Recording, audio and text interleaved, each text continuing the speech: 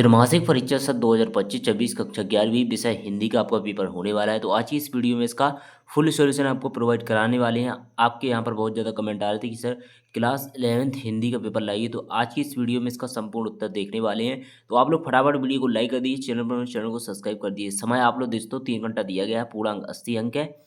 और ये जो पेपर है आपका 12 बजे के बाद यानी 1 डेढ़ बजे से होने वाला है समथिंग से। तो यहाँ पर इसका हम फुल सॉल्यूशन देखने वाले हैं। तो यहाँ पर आप दोस्तों सबसे पहले प्रश्न नंबर पहला दिया गया है, हिंदी साहित्य का स्वर्ण युग कहलाता है।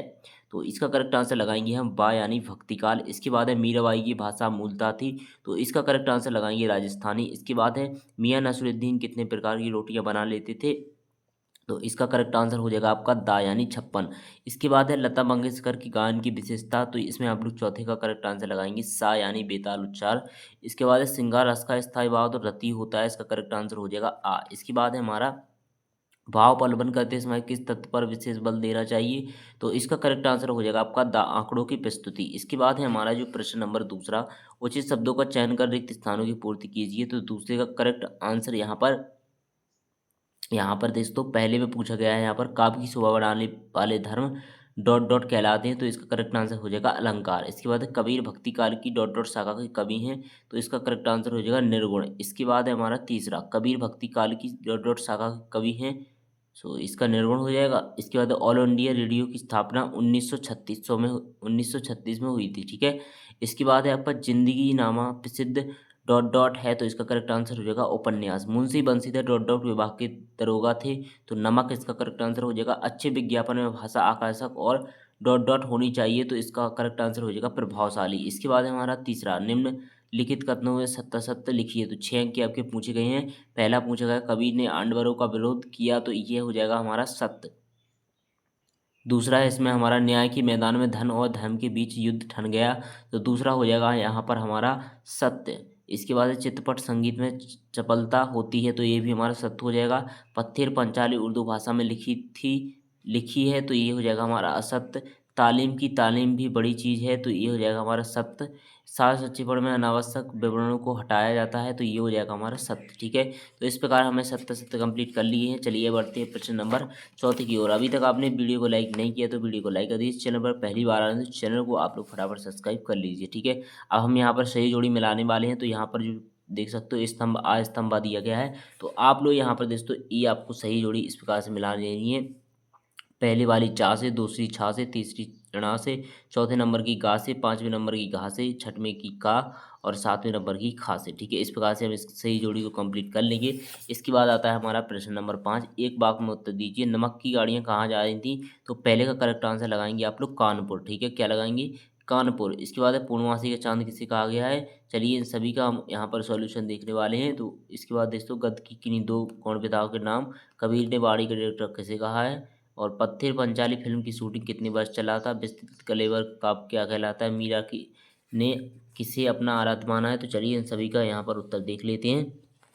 तो यहाँ पर पहले वाले में कानपुर लिखेंगे, दूसरे में जो पूर्णिमा के दिन दिखाई देता है, तीसरे में यहाँ पर रेखाचित्र संस्मरण, चौथे में आचार्य हजारी प्रसाद द्विवेदी और पांचवें में 2.5 साल, छठवें में महाकाव्य, सातवें में श्री कृष्ण को, ठीक है। तो इस प्रकार हमारे ये भी कंप्लीट हो जाते हैं। और अभी तक आपने वीडियो को लाइक नहीं किया तो फटाफट वीडियो को लाइक कर लीजिए। चैनल पर पहली बार आए तो चैनल को आप लोग सब्सक्राइब जरूर से कर लेना। तो यहाँ पर हम चलिए बढ़ते हैं प्रश्न नंबर जो 6 है हमारा, 2 अंक का प्रश्न पूछा गया है। तो चलिए इन सभी का यहाँ पर हम सॉल्यूशन देखने वाले हैं एक एक करके। तो यहाँ पर आप लोग देख सकते हो, सबसे पहले हमारा भक्ति काल को 2 कवि और एक एक रचना लिखनी है, या तो आप प्रगतिवाद की 2 विशेषताएं लिख सकते हो, ठीक है। तो यहाँ पर हमारा जो इसका देख सकते हो प्रश्न नंबर 6 का अथवा है, इसका आंसर ये दिया गया है, तो यहाँ से यहाँ तक कंप्लीट कर लेना आप लोग। इसके बाद हमारा प्रश्न नंबर जो यहाँ पर 7 है, कबीर ने स्वयं को दीवाना क्यों कहा है। 8वां क्वेश्चन है स्थायी भाव संचारी भाव में अंतर। इसके बाद है हास्य रस की परिभाषा उदाहरण सहित, और हिंदी के कहानी उपन्यास सम्राट किसे कहा जाता है। तो चलिए यहाँ पर क्वेश्चन नंबर 7, 8, 9, 10 का सॉल्यूशन देख लेते हैं। तो ये आपका 7वें क्वेश्चन का आंसर है। इसके बाद क्वेश्चन नंबर 8 का संचारी भाव स्थायी भाव में अंतर, और इसके बाद हास्य रस की परिभाषा उदाहरण सहित दी गई है, ठीक है। उदाहरण ये दिए गए हैं आपकी। इसकी क्वेश्चन नंबर 10 है हमारा नाटक एकांकी में अंतर। तो इसका कंप्लीट सॉल्यूशन ये दिया गया है। ठीक है, अब देखेंगे हम प्रश्न नंबर 11। तो प्रश्न नंबर 11 हमारा क्या पूछा गया है, सबसे पहले ये देखेंगे बंशीधर की चरित्र की 2 विशेषताएं, लॉर्ड काइजन को इस्तीफा क्यों देना पड़ा। इसके बाद 12 क्वेश्चन है, फिल्म की शूटिंग 4 शब्द लिखिए और सार संक्षेपण का अर्थ बताइए। इसके बाद हमारा जो अगला प्रश्न था यहाँ पर पूछा गया है लता मंगेशकर गाने की 2 विशेषताएं लिखिए। ठीक है, तो चलिए यहाँ पर क्वेश्चन नंबर 11, 12, 13, 14 का आंसर देख लेते हैं।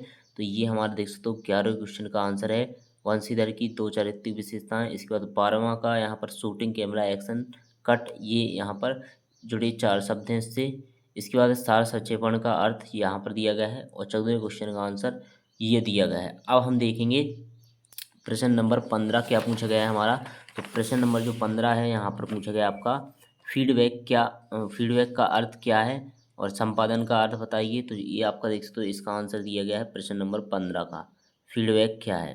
ठीक है, चलिए देखेंगे प्रश्न नंबर 16। यहाँ पर कबीर या मीराबाई पर आपको भाव पक्ष, कला पक्ष, साहित्य में स्थान 2 रचनाएं, प्रेमचंद या कृष्णा सोबती पर 2 रचनाएं, भाषा शैली दी गई है। तो चलिए 16 क्वेश्चन और 17 का आंसर देख लेते हो। मीराबाई की 2 रचनाएं देख सकते हो ये दी गई हैं, भाव पक्ष, कला पक्ष, साहित्य में स्थान।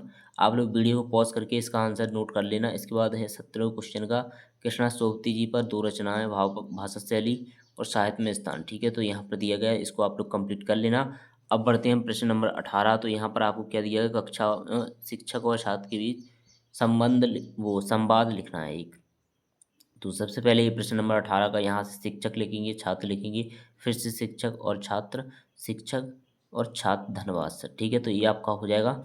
आप देखेंगे प्रश्न नंबर 19। तो यहाँ पर आपका एक गद्यांश यानी कि काव्यांश दिया गया है, तो इसको पढ़ना है, इसी में से उत्तर देना है। तो 3 अंक का है आपका, तो इसका सॉल्यूशन आप लोग देख लीजिए, ये तीनों के आंसर दिए गए हैं, तो इनको आप लोग कंप्लीट कर लेना। अब देखेंगे हम नेक्स्ट क्वेश्चन। तो प्रश्न नंबर आता है हमारा यहाँ पर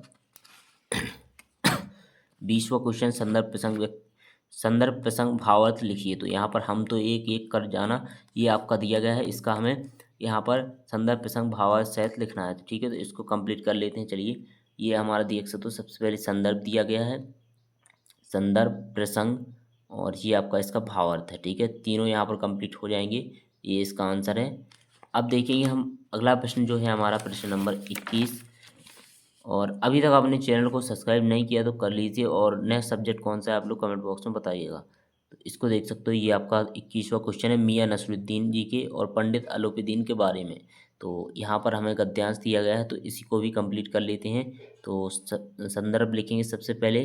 तो संदर्भ आपको लिखा गया यहाँ तक लिखना है। ठीक है, इसके बाद है प्रसंग यहाँ से यहाँ तक, और व्याख्या आपको पूरी लिख देनी है, बस आपका यहाँ पर कंप्लीट हो जाता है। अब है हमारा यहाँ पर ध्वनि विस्तारक यंत्र हेतु जलाधीश को एक प्रार्थना पत्र लिखना है, या आप लोग पिताजी के विषय में पत्र लिखिए परीक्षा की तैयारी की। यहाँ पर निबंध दिया गया है हमारा, तो कोई भी निबंध एक करना है हमें। तो चलिए इसका सॉल्यूशन देख लेते हैं फटाफट। ये एप्लीकेशन यहाँ से लिखेंगे, स्कूल का नाम आप अपने डाल देंगे और यहाँ पर सेम रखेंगे, पूरा सेम रखना है। बस नीचे आपको क्या करना है, नाम, मोबाइल नंबर, एड्रेस और कक्षा डाल देनी है। ठीक है, इसके बाद है हमारा प्रश्न नंबर 23 का वर्तमान समय में कंप्यूटर की उपयोगिता, इस पर निबंध है। तो प्रस्तावना, कंप्यूटर का आविष्कार, कंप्यूटर के प्रकार, कंप्यूटर के किस प्रकार कार्य करता है और कंप्यूटर के लाभ, तो ये हमारा इसका आंसर हो जाएगा। ठीक है, तो देख सकते हो इसका, जैसा कि मैंने इसका फुल सॉल्यूशन आपको प्रोवाइड करा दिया है। नेक्स्ट सब्जेक्ट कौन सी वीडियो चाहिए आप लोग कमेंट बॉक्स में फटाफट बता दीजिए, वो आपकी अपलोड कर दी जाएगी। और आप लोग वीडियो को लाइक कर दीजिए, चैनल पर पहली बार आए तो चैनल को आप लोग फटाफट सब्सक्राइब जरूर से कर लीजिए।